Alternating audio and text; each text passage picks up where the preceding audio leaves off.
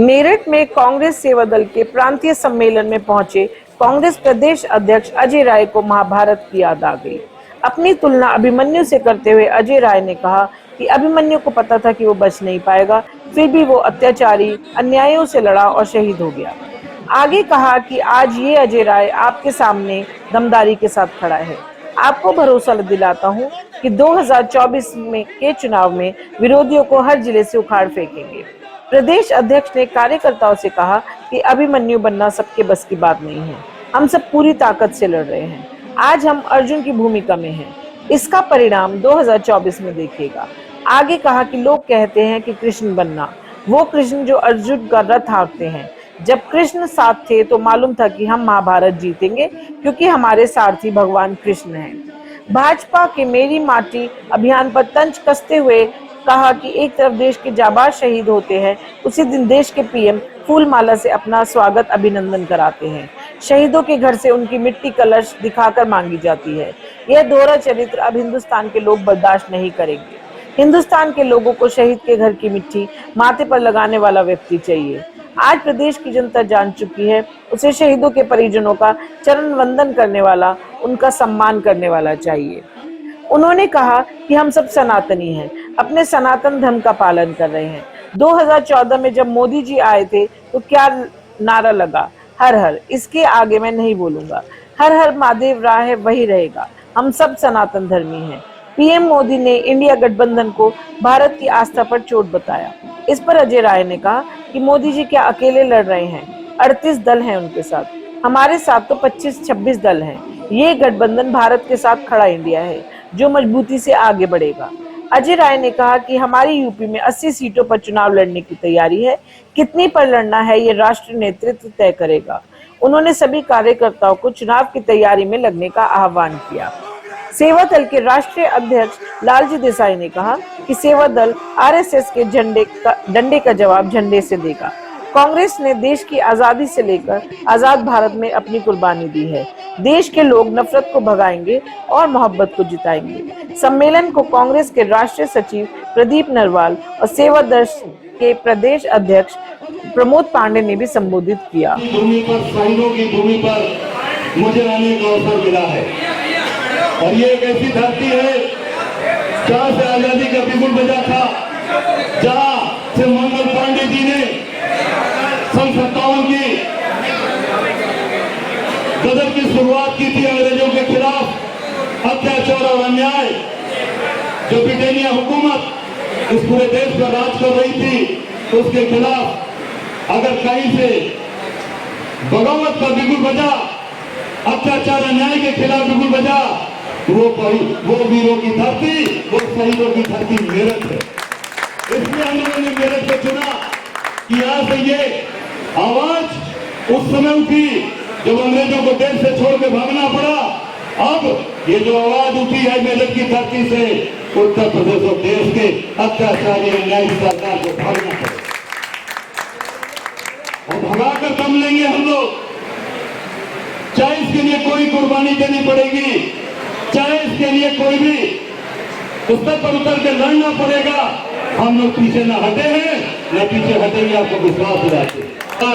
आज किस तरीके से काम कर रही है आपने देखा। कल एक मुठभेड़ हुई, उसमें हमारे देश के 3 जाबाज अधिकारी शहीद हो गए। मेजर, कर्नल, डिप्टी एसपी, जवान वो शहीद हो गए। उसके लिए इस सरकार के मन में कोई जगह नहीं।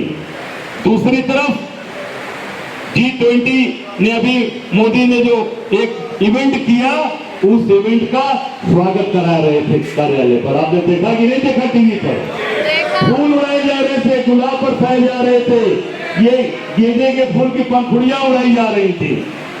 एक तरफ हमारे जवान शहीद हो रहे, हमारे अधिकारी शहीद हो रहे इस देश के लिए, दूसरी तरफ देश के प्रधानमंत्री अपना स्वागत और अभिनंदन और महिमा मंडित, अपने आप को महिमा मंडित कर।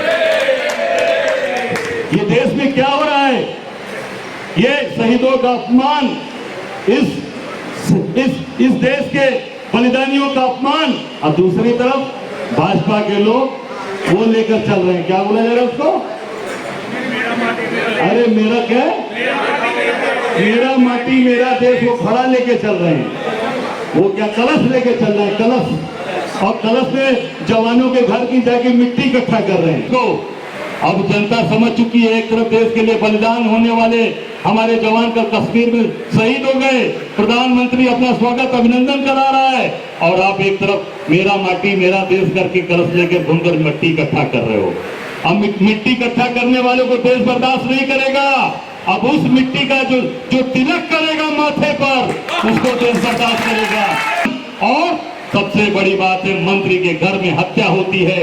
आपने देखा अजय मिश्रा टेनी के घर में के लड़के ने किसान के ऊपर गाड़ी चढ़ाकर हत्या कर दी, उसको बचाने के लिए सरकार ने पूरी ताकत लगा दी। दूसरी घटना लखनऊ में कौशल किशोर, जो मोहनलालगंज से सांसद मंत्री है, उसके बेटे ने अपने घर में भाजपा कार्यकर्ता की गोली मारकर हत्या करवा दी, और उसको बचा रही है सरकार। कोई पूछताछ नहीं हुई, केवल 25 साल से लगेगा। आपके घर में अगर आपके घर में आपकी पिस्टल से हत्या हो जाएगी, आपके बेटे से हो जाएगी, तो आपका घर बुलडोज कर दिया जाएगा, आपका घर दबा दिया जाएगा, आपका घर तोड़ दिया जाएगा, और आपको हत्या के षड्यंत्र में जेल भेज दिया जाएगा। हम सब लोगों ने मांग किया कि उसको 25 साल से नहीं, उसके हत्या के षड्यंत्र में उसके लड़के को जेल भेजा जाए, कार्रवाई की जाए, और कोई कार्रवाई नहीं की गई। क्यों? क्योंकि सरकार अपनी गलती मानने के लिए तैयार नहीं है। सरकार केवल अपने लोगों को बचाने के लिए कटिबद्ध है। सारे काम कौन कर रहे हैं? सब गुजरात के भ्रष्ट ठेकेदारों को लाकर, गुजरात से नरेंद्र मोदी ने पूरे उत्तर प्रदेश के कोने पलिया से लेकर गाजियाबाद तक, और इधर झांसी से लेकर बहराइच तक सारा काम गुजरात के लोगों के हाथ में दे दिया। और आप मेरठ गाजियाबाद के लोग, पश्चिम उत्तर प्रदेश के लोग, जो समृद्ध लोग, मजबूत लोग, पूर्वांचल के लोग, आज वो पेटी कॉन्ट्रैक्टर के रूप में या सब कॉन्ट्रैक्टर के रूप में काम कर रहे हैं। मेरी बात अगर सही हो तो ताली बजा के समर्थन करना, अगर गलत होगा, सारा काम गुजरात के भ्रष्ट लोगों को दे रखा है। इसका जवाब, अगर आपको 80 सीट चाहिए, क्या उत्तर प्रदेश के लोगों को पैसे की जरूरत नहीं है? क्या उत्तर प्रदेश के लोगों को काम की जरूरत नहीं है? सारा पैसा गुजरात जाएगा। इसका डट कर विरोध करना है 2024 में, और इनको खदेड़ कर उत्तर प्रदेश से भगाना है। यहाँ सबको काम करना पड़ेगा, और हम सब लोग नेतृत्व करने के लिए तैयार हैं। हम लोग पीछे नहीं हटेंगे। जहां पर भी आवश्यकता पड़ेगी, बनारस की धरती पर नरेंद्र मोदी से 2-2 हाथ करने का 2 बार अवसर मिला। अगर पार्टी अवसर देगी तो 2024 में उनको बकायदे बैग एंड बैगेज में वहां से विदा करके गुजरात, हम सब लोग उनको वहां से अहमदाबाद भेजेंगे। आप सबका ताकत, आप सबकी एनर्जी हमें चाहिए। पश्चिम से पूरब से पश्चिम एक होना चाहिए। आप सब लोग ताकत हो गए। हम आपको विश्वास दिलाते हैं, हम बाबा विश्वनाथ की नगरी से आते हैं, जहाँ हर हर महादेव होता रहा और होता रहेगा। इनके द्वारा जय श्री राम बनाया गया है। जय श्री राम कहीं आप गांव में सुनोगे तो कहते हैं भैया राम राम भैया, जय सिया राम भैया, जय सिया राम बोलते हैं, या राम राम बोलते हैं, या राम राम जी की भैया। कभी जय श्री राम का नारा कहा है इन्होंने। और हर हर महादेव आदिकाल से था और आदि अनंत काल तक चलता रहेगा। उसका कोई नहीं सकता। वो था और रहेगा, वो हमारी अनादि काल तक रहेगा। जब तक ये धरती रहेगी तब तक महादेव हर हर महादेव होता रहेगा। इनको जवाब दीजिए, इनको भगाइए। ये किसी के नहीं है, न सनातन धर्मियों के हैं, न हिंदू के हैं, न मुसलमान के हैं। ये केवल व्यापारियों के हैं, जहाँ से व्यापारी गुजराती व्यापार को पैसा कमाना है, अडानी को पैसा कमाना है, उसका काम करते हैं। उसके लिए सारे राष्ट्राध्यक्षों से, दुनिया के कोने कोने के जो बड़े बड़े नेता उनको लियाकर अडानी से मिलवाकर और उनका व्यापार चमकाते हैं। इसका जवाब उत्तर प्रदेश को देना है।